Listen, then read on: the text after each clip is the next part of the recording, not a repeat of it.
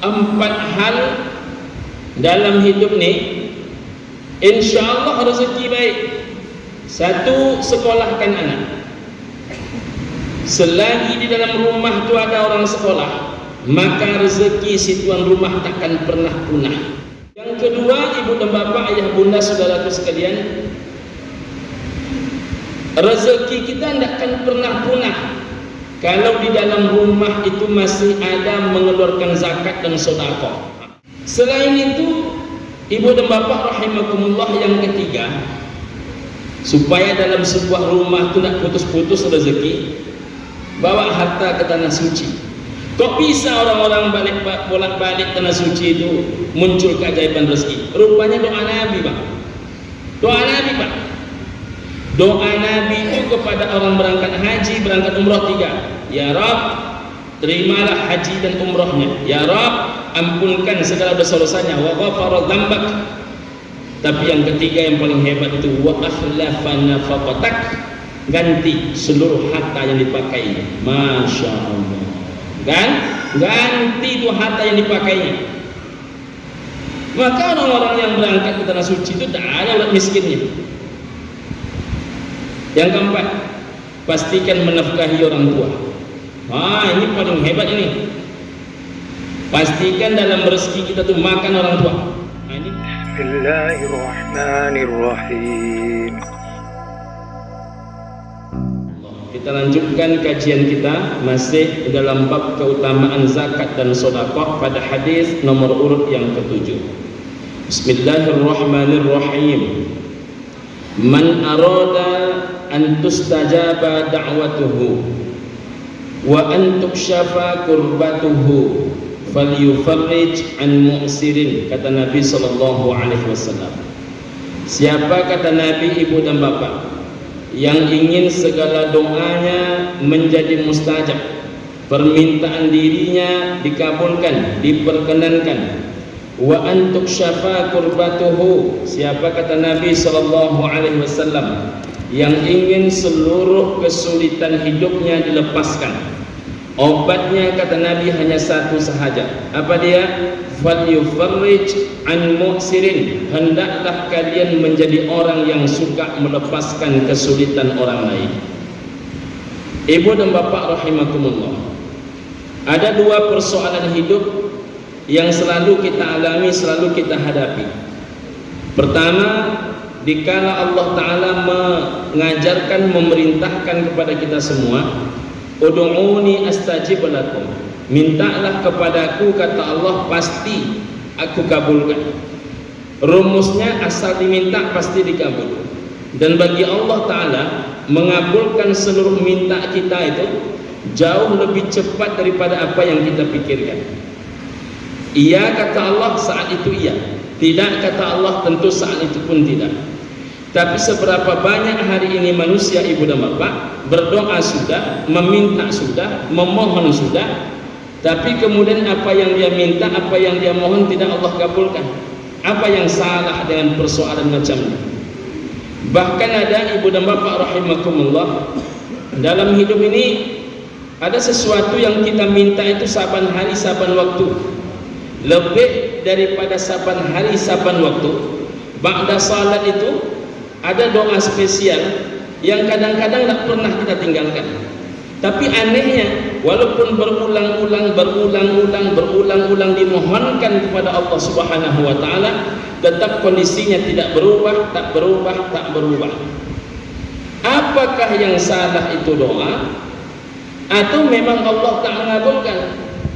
Nah, ibu dan bapak rahimakumullah, Allah Ta'ala tidak mungkin tidak memberikan ketepatan janji yang Allah berikan. Allah yang menyuruh kita meminta, berarti Allah lah yang akan mengabulkan apa yang kita minta. Persoalan kedua, ibu dan bapak rahimakumullah, mengapa kesulitan hidup, mohon maaf ini ketika ibu dan bapak ada yang menghadapi, kok seperti tak putus-putus dihadapi? Selesai masalah yang satu, datang masalah berikutnya. Belum kadang kelar masalah yang satu, sudah muncul pula masalah berikutnya. Hingga kemudian orang berkata, macam jatuh belum jatuh tertimpa tangga. Sudahlah jatuh, datang pula tangga yang menimpa diri. Nah, ibu dan bapak rahimakumullah, belum selesai masalah yang satu, datang masalah lainnya. Apa penyebabnya manusia itu tidak dikabulkan doanya? Bukan karena Allah Ta'ala tidak mengabulkan doa. Mengapa ada manusia yang tidak lepas daripada kesulitan hidupnya? Apakah dia ini berkendala terhadap Allah dalam meminta doanya, atau memang Allah yang tak mau mengabulkan doanya?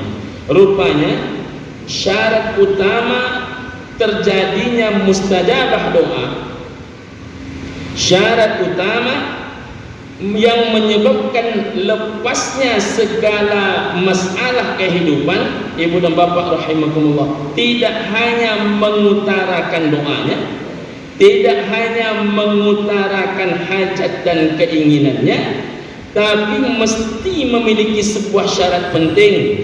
Apa syarat penting itu? Jangan kita ini bahagian orang yang menjadi mempersulit hidup orang lain. Maka lapangkan orang lain, Allah akan lapangkan kita. Mudahkan orang lain, maka Allah akan mudahkan kita. Lancarkan hidup orang lain, maka Allah yang akan melancarkan hidup kita. Nah, jadi jangan menyulitkan, karena orang menyulitkan itu disulitkan. Orang yang suka menghambat itu dihambatkan. Ibu dan bapak, 4 hal dalam hidup ini insya Allah rezeki baik. 1, sekolahkan anak. Selagi di dalam rumah itu ada orang sekolah, maka rezeki si tuan rumah takkan pernah punah. Saya ibu dan bapak rahimakumullah, ada salah satu ilmu yang menarik bagi saya ketika saya membimbing jamaah umrah. Satu di antara ramai jamaah umrah itu terdapat di dalamnya buya saya, guru saya, namanya Buya Syahrizul Nur, Buya Rusdi Nur. Beliau ini pengganti Buya Syahrizul Nur almarhum, pimpinan pondok pesantren Darun Nahdhah Tawali Bangkinang. Apa kata beliau ibu dan bapak rahimakumullah? Ananda Buya, kata beliau,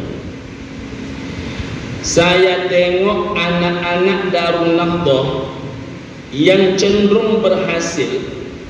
Kalau saya ingat-ingat masa dia waktu belajar dulu, itu rata-rata ayahnya adalah orang-orang yang jujur dalam membayar kewajiban terhadap pondok. Saya termenung ibu dan bapak rahimakumullah. Rupanya kalau orang tua itu jujur dalam memberi nafkah, termasuk ketika membayarkan SPP anak-anaknya, maka ilmu yang didapatkan anak itu barokah, Pak. Salah satu fenomena di Pekanbaru ini, Pak, mohon maaf, rokok 30.000 sebungkus terbayar oleh dia, SPP anaknya di TPA 50.000 cuman sebulan, tak lunas oleh dia, ibu dan bapak rahimakumullah. Itu persoalan. Itu namanya tidak memudahkan urusan guru mengaji. Satu. Yang kedua, ibu dan bapak, ayah bunda, saudaraku sekalian, rezeki kita tidak akan pernah punah kalau di dalam rumah itu masih ada mengeluarkan zakat dan sedekah. Kembali juga kan masalah meringankan urusan orang lain. Zakat memudahkan orang, sedekah memudahkan orang. Janji Rasulullah SAW, orang yang berzakat itu, ibu dan bapak, turun rezekinya. Kata Nabi SAW, istanzilur rizqa bis sadaqah, datangkan rezeki kalian dengan bersedekah, turunkan rezeki kalian dengan bersedekah, banyakkan duit kalian dengan bersedekah, lapangkan harta kalian dengan bersedekah. Maka orang suka zakat, suka sedekah itu tak pernah miskin hidupnya, tak pernah miskin hidupnya. Saya yakin ibu dan bapak, baik di kampung maupun di Damai Langgeng, banyaklah menengok orang-orang yang suka memberi itu. Tak ada yang susah hidup. Tak ada yang susah hidup. Ada saja rezeki. Ibu dan bapak rahimakumullah, ada seorang bapak, dia ini bercerita kepada salah satu ustadz kita. Buya, kata dia, dulu saya ini hanya menghidupi istri dan anak, maka memang kehidupan kami sangat terbatas. Untuk kami sekeluarga kecil cukuplah. Lalu saya coba memberanikan meningkatkan, kata dia. Bagaimana cara meningkatkan?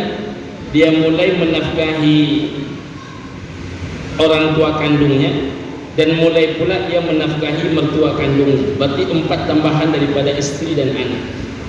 Sampai akhirnya orang tua ini satu persatu berpulang ke rahmatullah. Tapi uniknya Pak Ustadz, kata dia, saat saya menafkahi keluarga, baik ayah, emak maupun mertua, rupanya rezeki istri saya malah bertambah. Uang belanja yang kemarin saya patok sekian, semenjak saya mulai menafkahi ayah, emak dan mertua saya, kata dia, justru saya bisa meningkatkan uang belanja istri menjadi bertambah. Jadi ibu-ibu rahimakumullah, kalau uang belanja ibu tak nambah-nambah, itu mungkin karena suami ibu belum menafkahi ayah emak dia. Nah itu. Jadi ketika itu saya tengok begitu Pak Ustaz, kata dia, saya coba meningkatkan, dicobanya lagi meningkatkan. Ada beberapa orang anak yatim di tempat kami itu Pak Ustaz, katanya, hidup dalam keadaan kesusahan. Saya ambil 10, kata dia. 10 orang anak yatim itu, kata dia, saya tanggung mulai SPP sekolah negerinya sampai TPA-nya, kata dia. Pokoknya yang menyangkut SPP ditanggungnya 10 orang. Anehnya Pak Ustaz, kata dia, uang belanja istri saya naik, uang jajan anak saya naik, uang belanja ayah, emak dan mertua saya pun naik. Rupanya yang 10 orang anak yatim ini pun tidak pernah terlambat saya bayarkan SPP-nya. Subhanallah, subhanallah. Maka mulai bulan ini Ustaz, kata dia, saya bertekad, kata dia, akan menafkahi 100 orang anak yatim. Dan ini sudah jalan dia 3 bulan, Bapak Ibu. Sudah jalan dia sekitar 3 bulan, 4 bulan. 100 orang anak yatim dicari ya.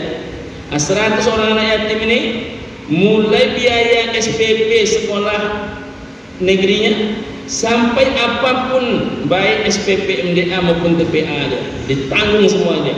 Apa yang terjadi? Baru bulan pertama berjalan, justru tidak berkurang sedikit pun rezeki keluarga yang lain. Mengapa demikian? Sekali lagi istanzilur rizqa bis sadaqah. Karena untuk menurunkan rezeki itu, mendatangkan rezeki itu, obatnya adalah sedekah. Ibu dan bapak, selain itu, ibu dan bapak rahimakumullah, yang ketiga, supaya dalam sebuah rumah itu tidak putus-putus rezeki, bawa harta ke tanah suci. Apa hubungannya harta ke tanah suci? Saya, ibu dan bapak, kebetulan kena sering bolak-balik, banyak saya menghadapi hal-hal unik orang-orang berangkat.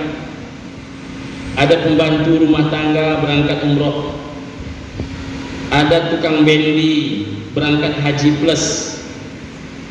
Haji plus Pak, tukang bendi, penghasilannya 20.000 sehari, tapi hajinya haji plus. Ada tukang cari kayu bakar, nenek-nenek usianya 105 tahun.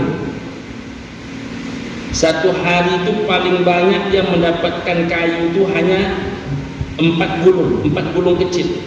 Satu gulung itu 5.000, 4 gulung 20.000. Tapi berangkat umroh pada usia 105 tahun.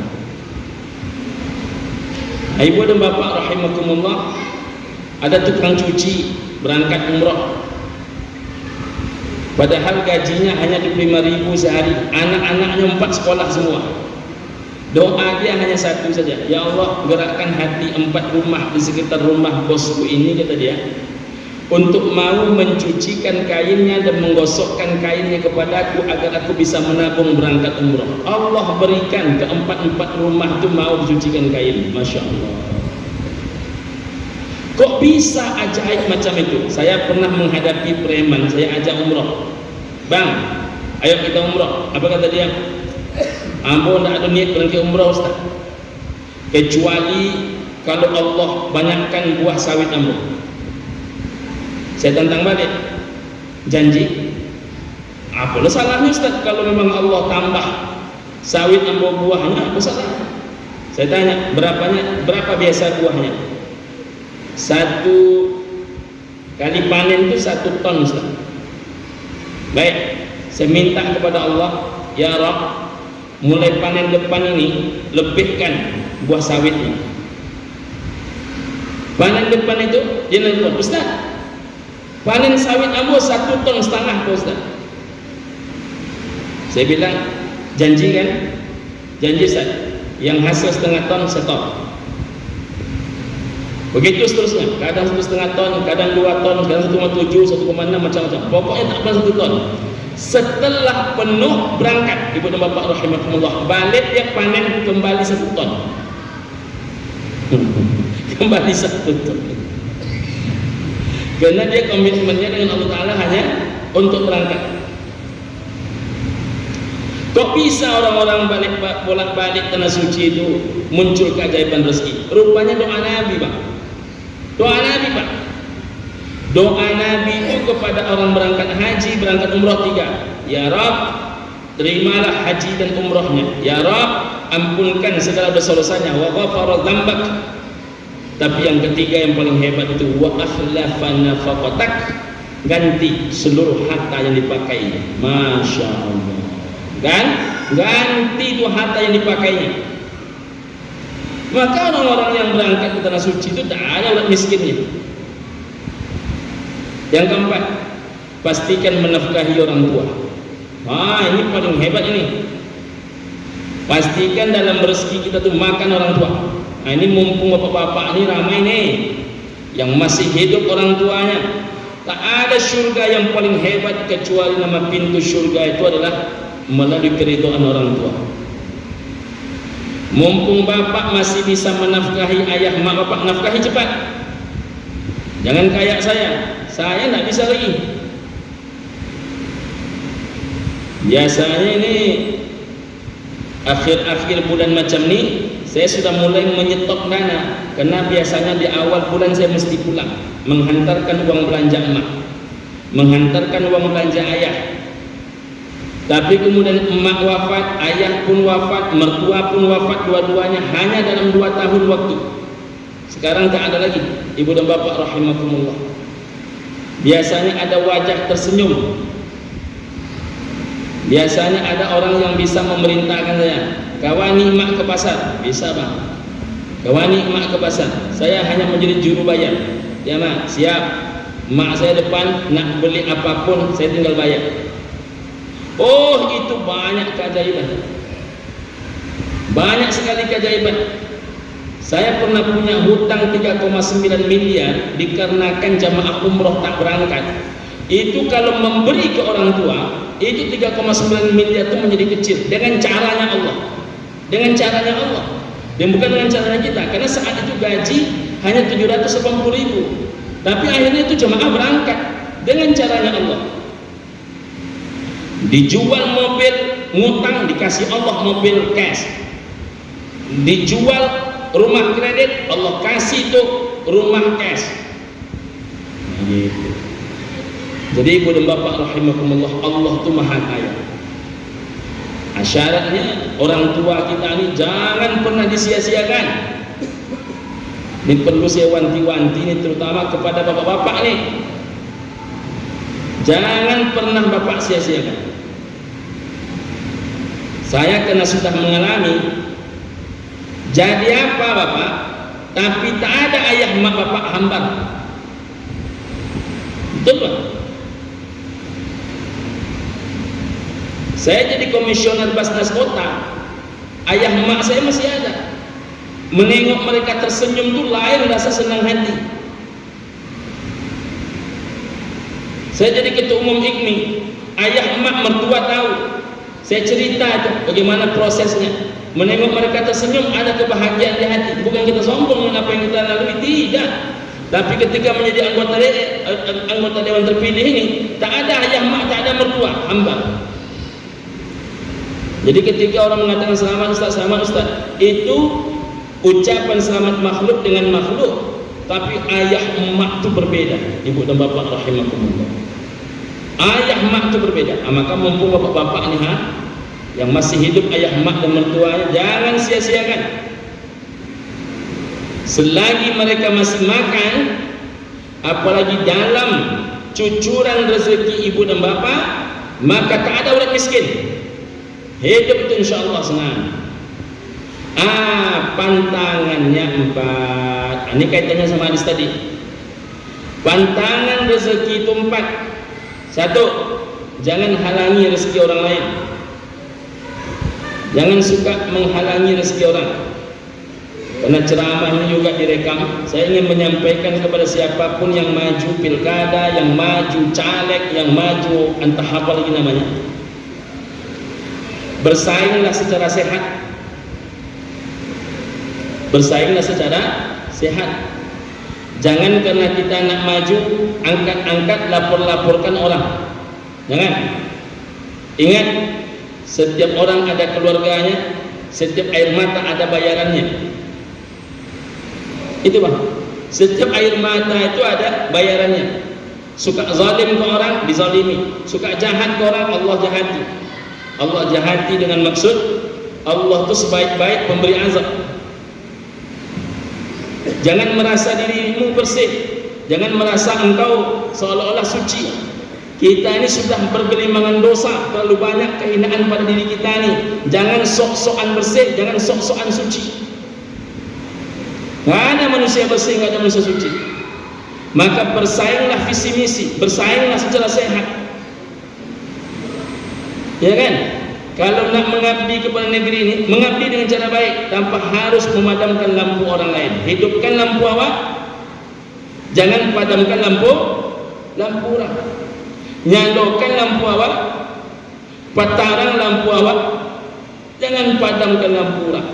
Orang punya istri, orang punya anak, orang punya orang tua. Iya, kalau yang engkau sebut itu betul. Kalau yang engkau sebut itu tak betul, 2 kali dosamu. Dosa dustamu, dosa fitnahmu. Na'udzubillahi min dzalik. Jangan halang-halang rezeki orang. Fair play. Mainnya cantik.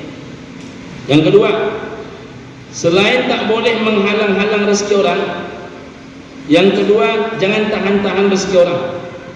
Bapak-bapak yang punya sopir, yang punya pegawai, yang punya pembantu rumah tangga, asisten rumah tangga, yang punya tukang kebun, tukang siram, tukang macam-macam. Siapapun orang yang bekerja di rumah bapak, di rumah ibu, jangan ibu-ibu, bapak-bapak tahan rezekinya. Meleleh air matanya, seret rezeki kita.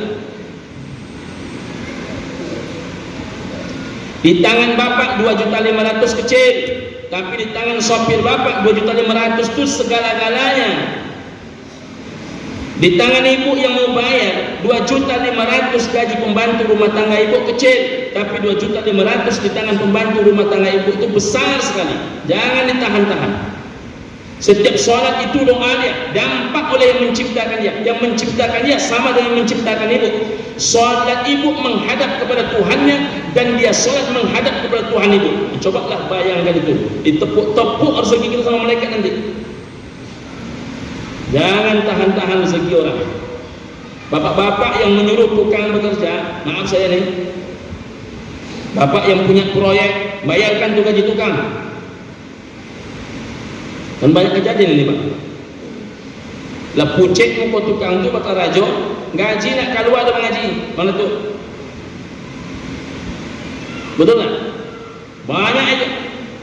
Kadang yang menahan rezeki ini tidak pula putus-putus pengajian ini. Solat macam nak mati besok, tapi suka menahan rezeki orang. Jangan tahan-tahan rezeki orang. Doamu tidak akan mustajabah jika engkau suka menahan-nahan rezeki orang. Yang ketiga, jangan suka mengurang-urang rezeki orang. Yang boleh dikurang itu beban, bukan rezeki. Tapi yang bola banyak mendiskon kerajonya Ustaz. Siapa yang meringankan kerja pegawainya, siapa yang meringankan kerja, mohon maaf, pembantu dia, siapa yang meringankan kerja sopir dia, maka ibu dan bapak rahimakumullah, yang dia ringankan itu nanti menjadi pemberat timbangan dia di padang mahsyar. Insyaallah.